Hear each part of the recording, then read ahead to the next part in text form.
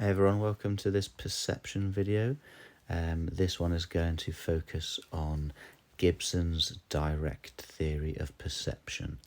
Now this is definitely not everyone's favourite topic, so what I've tried to do is I've tried to really simplify what you need to know. And if you know the contents of this video, there's no reason why you shouldn't go and get a pretty decent mark on any Gibson question that they bring up.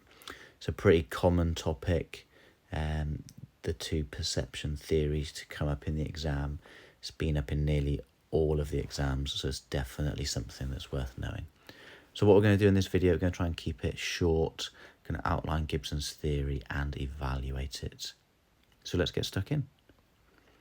So let's just run through what you need to know about Gibson's direct theory. Gibson believed in a number of things about perception. And the first thing that he believed is that sensation and perception are the same thing. Basically, as far as he was concerned, what you see is what you get. What you sense is what you perceive. He called perception a bottom-up process.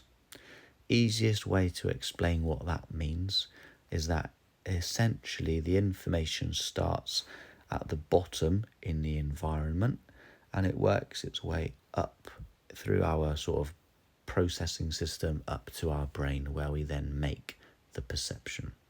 So we're basically using the information in the world around us to make sense of the world around us. And it turns out that all of this information in the world around us moves, which is why he proposed three motion-based depth cues, which we use to help process the information around us and to determine how far away things are. And I'll go through those three in just a second. They are motion parallax, gradient of texture, and gradient of colour. Gibson also said that perception is innate. That means we're born with it. And he also described it as direct. Now, the reason he described it as these two things is because he says that when we perceive something new for the first time, that we can make an infinite number of affordances. Now, an affordance relates to our ability to come up with ideas and things that an object can offer us. So we can make up perceptions for an object that we've never seen before. And the fact that we can do that shows that we have an innate ability to make perceptions. So if you see something brand new for the first time, you've never seen it before, you've no idea what it's used for or what it is, you will be able to come up with a potential perception for it. And the example that I always use in lessons is the idea of a tree stump. And we go, okay, well, what can you use a tree stump for? And using our affordances, we always come up with lots of ideas, like use it as a chair, use it as a bench, use it as a table for a picnic, use it as a stand to get a better height, use it in a game. Our ancestors typically used it as an alarm system, so they would hit it really hard with sort of big sticks to make a sort of echoing noise. And it just shows that we've got this natural ability to come up with how we can use an object that we see for the first time. So this is the basics of what Gibson says about perception, and if you can remember this, you'll do well in describing Gibson's theory. Now, he talked about the three motion-based depth cues, of which if you can talk about them in a little bit more detail, that'll always sort of cover you for going into depth on Gibson's theory, or if you get any questions specifically about these depth cues. So the first one was motion parallax, and this is the idea that when you're moving through the world, through the environment, you'll notice that objects around you will move at different speeds past you. So the easiest one to think about is if you're in a car or on a train and you're driving, you just look straight out of the window, you'll notice that the objects which are closer to you move past you really fast, but the objects that are really far away like the houses or the mountains in the distance, they will stay in the visual field and move past you really slowly. So next time you're out in the car, look outside and just watch the objects move either really close the objects that are close move really fast, or the objects that are far away move really slow. That's motion parallax, and that's your brain figuring out what's close and what's far away. Then he talked about gradient of texture, texture meaning detail, and that's just the idea that objects that are closer to us have greater detail than objects that are far away. So if you look at this image here, you'll see that the closer the grass, you can see the individual blades of grass, but in the distance it kind of just becomes this sea of green and you can't see the individual flowers. But if you were to walk closer to it, you would start to see the individual blades of grass and the flowers like you can at the front here. Finally was the gradient of colour. And gradient of colour works in a similar way to the last one, but it's the idea that the objects that are really close to you typically have like a brighter and a deeper colour to them than the objects that are far away. So you can see those mountains in the far away, they've lost a bit of their colour, and that's because they're just simply really far away. If you were to walk closer to them, they would start to increase in the deepness of the colour. They would become more bold in their colour. So in terms of describing Gibson's theory, this is a very common question which I know a lot of people don't like.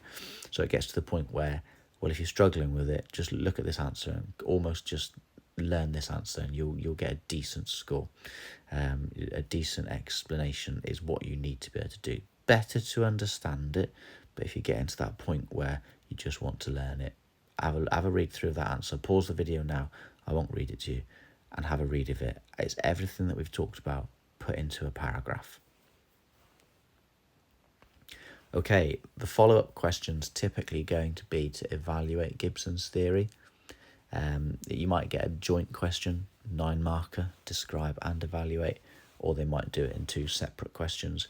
So let's just run through the 4 main evaluations which I recommend.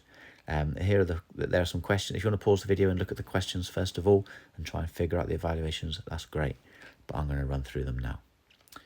So babies and Gibson's theory. Well, the thing is, babies can make perceptions of their sort of parents from the second that they're born. And if you can do anything from the second that you're born, that means that it's innate. So that would suggest that Gibson is correct when he says that perception is an innate ability. If babies can do it, that shows that perception is innate.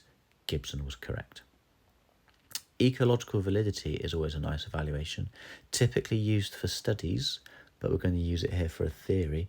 And this is because this theory focuses on sort of like real world movements and real life actions, how the world changes based on how we move. So, you know, the fact that it's particularly a realistic perception theory, it makes sense based on what we genuinely do. We could say that the theory has high ecological validity because we are constantly moving. We very rarely stay still. So it makes sense from a realistic, natural point of view as well. Now, Gibson, on the negative, goes on to talk about how perception and sensation are the same thing, and that perception is an innate ability, not learned. Now, illusions are going to challenge him here. So some illusions show us that sensation and perception are actually different things, which goes against what Gibson said. Think about your fiction illusions. You sense, let's take the Canesa triangle, for example. You sense the black sort of dots in the 3 corners, but then you make a perception which is a triangle. So that shows that sensation and perception are different things. But also lots of illusions also show us that our perceptions are being influenced by our past experiences or what we expect to be there, or what we've recently been exposed to. So that kind of starts to challenge the idea that all perceptions are innate, kind of shows us that perception can be influenced by past experiences. So very much supported by, or should I say challenged by certain illusions. Think about in upcoming videos, we're going to have Gregory's theory. We're going to have the B13 study, which is going to show us that what you've experienced recently will influence what you perceive. So Gibson wasn't always correct. Right, guys, that's the outline and evaluation of what you need to know for Gibson's theory of perception. It's a pretty common theory for the exam, so make sure you are confident with it.